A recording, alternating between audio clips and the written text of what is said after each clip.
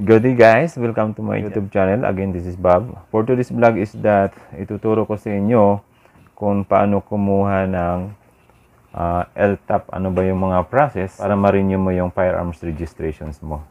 So, una-una guys, kailangan mo gumawa ng account. Pumunta ka ng Google, then i-search mo yung PNP FEO, Firearms Explosive Office. So, pag nakita mo na yon, search mo yan, pwede ka nang gumawa ng account mo. So, pag nakagawa ka na ng account, of course, unang i-secured mo is that yung barangay clearance, yung requirements sa National Police Clearance. NPC naman, pagdating mo doon sa police stations na malapit sa inyo, sabihin mo lang doon, kailangan mo yung National Police Clearance dahil i-renew mo yung firearms registration mo at the same time yung LTAP. So, ganun yung sabihin mo doon. So, doon kasi medyo may kamahalan yung NPC. I think nasa 500 yung binayad ko. So, pagkatapos mong kumuha ng NPC, halimbawa may NPC ka na, National Police Clearance ka na, ito yung NPC. Ito yung example. So, kinuha ko ito sa Pasig Police Stations. Pag mayroon ka ng NPC, okay, kailangan mo nang kumuha ng individual application form for license to own and possess firearms. Ito naman yun. Mada-download mo ito sa FEO. So, ito, pilapan mo to lahat. No? And then, mag-secured ka ng picture mo. And then, mayroong full name. So, pagkatapos mo pilapan, picture, mark, no? And then, kailangan ipanotary mo. Sa ang notary naman, mura lang to. I think, nasa 150 lang ito. Or 100. No? Pagkatapos niyan, mayroon ka ng NPC, no, mayroon ka ng form, license to possess firearms form, no. Kailangan mo ulit mag-secured ng affidavit of oath undertaking, no. Ito naman siya. Okay? So, makukuha mo din ito sa FEO. Kailangan lang ng pirma mo, ayan.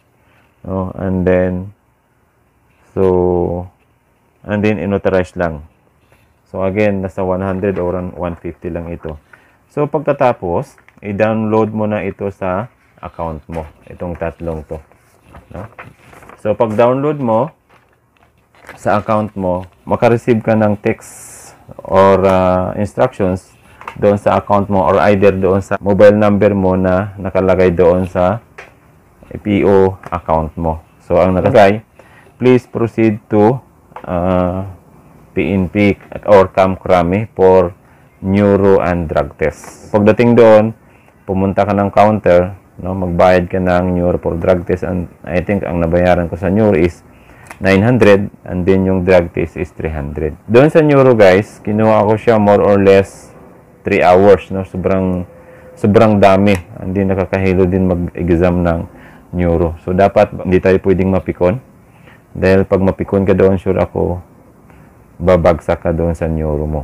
So pag nabagsak ka pa naman sa neuro mo, 6 months na naman yung antayin mo bago ka pag-exam ulit ng neuro. So, ang tagal-tagal ng antay mo. So, that's why, kailangan mong sundin kung ano yung mga instructions doon sa neuro test mo. No? And then, kung ano sasabihin ng mga proctor doon. Okay, so again, akin nga, umabot ako ng 3 hours. And then, pagkatapos ko mag-exam, in-interview ako. No, maraming interview yung PNP doon.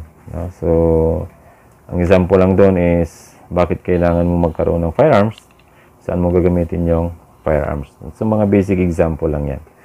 So, pagkatapos mo ng neuro and drug test, mag-aantay ka ng result. So, mga 1 linggo yan.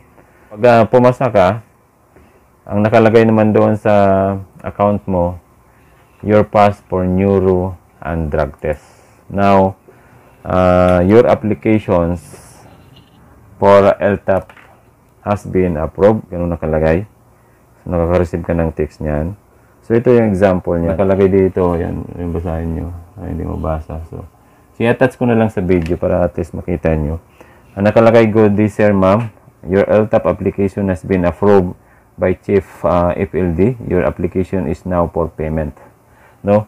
Huwag, sinabi nilang for payment. Reference number naman yan doon. Doon sa account mo.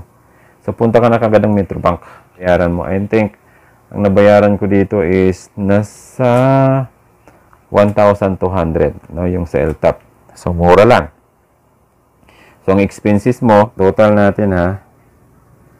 So, calculator. Saan ang calculator? 900 plus 300 equals 12 plus 450 sa documents yan plus 16 plus 1,200. So nasa 2,800 lang guys yung magastos mo pag pinarasis mo yung LTAP mo. After mo mag-payment ng Metrobank, ibibigyan ka ng resibo. Ulit, i-upload mo yan, no, doon sa account mo. Ito yung itsura ng Metrobank. Ayan. So, i-upload mo ulit to. Okay. So, pag-upload mo, punta ka na ng Kamkrami. No? Doon sa level 2, papakita mo lang yung resibo mo again, and then ipiprintan nila yung card mo. Ito na yun. No? So, yan. Card na yan. And then, 10 years validity na siya. Okay?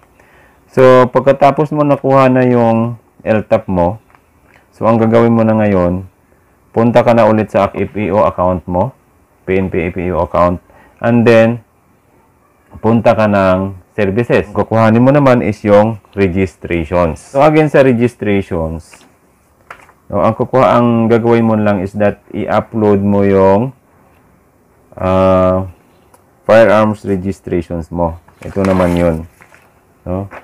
So, ito, makukuha mo din ito sa APO system. Punta ka lang ng image, tapos form. O di kaya pumunta ka ng form. So, again, may signature. And then, may nakalagay dito yung kind ng baril mo, make, model, caliber, and then serial number. So, pagkatapos niyan, kailangan mo ulit ipanotary. No? So, ito lang yung magastos mo. So, pag mayroon ka na nito, i-upload mo ulit doon sa account mo. So, pag upload mo, so again ha, kailangan mo ulit dito ng affidavit of undertaking for 10 years validity period. The same lang doon sa LTAP, no? So, halimbawa, na-upload mo na, mag-aantay ka na naman ng text ng APO. So, ito sa akin, ganito sinabi. Good day, sir, ma'am. Your firearms application has been approved by Chief FLD. Your status now is for payment. So, pag ganun yung na-receive mo, okay, pumunta ka na ulit doon sa one-stop shop building ng PNP. So, may gate 1. Pagpasok mo ng gate 1, gilid lang yun, makikita mo na yun.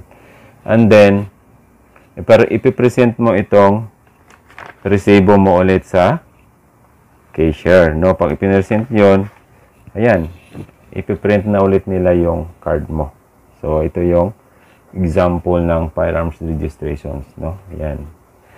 So, guys, in addition lang pala, kailangan mo ring kumuha ng gun safety certificate, no? So, ako, kumuha ako ng gun safety certificate. Ang binayad ko dito sa, I think, almost 500 lang. So, bago ka pumunta doon sa shooting range, kailangan mo munang kabisduhin yung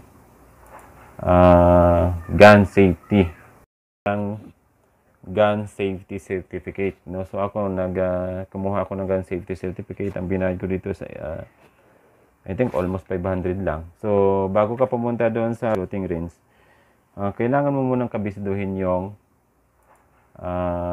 gun safety, 4 rules of gun safety. Ito, napakadali lang siya. Ayan, oh. Yan. Yan, no? So, ayan lang. 4 basic rules of firearm safety. So, yan lang, kabisduhin mo yan. Dahil tatanungin ka ng rinse officer doon eh. Treat every firearm as if it is unloaded, no? Always point the nozzle in safe directions. And then, be certain of your target and what's beyond it. Then, keep your finger outside the trigger and guard. Hope may natutunan kayo. And then, huwag kayong magpalakad, no? Napakadali lang. So, I don't know kung kaya pang ilakad ito. Hindi ko lang alam. Napakadali lang naman kasi halimbawa, ipalakad mo, baka gagastos ka pa ng 10,000. So, doon pala sa ano mo, sa account mo, kahit anong services, pwede mo proceed doon. For example, gusto mong kumuha ng permit to carry. No, ayan o. Ito, pakita ko sa inyo. Ayan o. So, yan yung laman niya. Yan, pindutin mo lang yung permit to carry and then makapag-proceed ka. Yan. No? So, napakadali lang. kung mayroon ka ng account, napakadali lang siya. Okay? Kahit anong, pinutin mo lang yung services. Ayan o, services. Yan. So, LTAP applications, permit to carry, firearms to transport, transactions, and then permit to transport. So, napakadali lang pag may account ka na. Alright guys, so again, kung hindi pa kayo nakapag-subscribe sa channel ko, mag-subscribe na. And then mag-like, mag-share, and mag-comment. Kung gusto nyo rin magpa-member na guys. At least tuloy-tuloy yung ating YouTube channel. Alright, doon sa mga viewers ko, subscribers ko, members ko, maraming salamat sa inyo sa walang sawang suporta sa YouTube channel na to.